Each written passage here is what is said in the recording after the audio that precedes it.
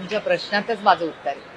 मी विरोधक म्हणून उगाच टीका करत बसत नाही, पण माझ्या राज्याचं नाव अशा वेळेस खराब होतं.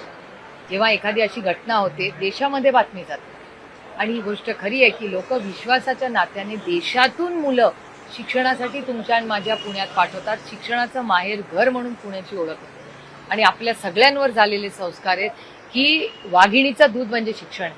जे एकीकडे आपण छत्रपतींचं नाव घेतो, शाहू फुले आंबेडकरांचं नाव घेऊन हे सरकार चालवतात आणि एकीकडे न स्कॉलरशिपचे पैसे ते मुलांना देत आहेत, न सुरक्षितता पुण्यासारख्या शहरात. आणि हा डेटा माझा नाही, हा डेटा तुमचा आणि भारत सरकारचा आहे.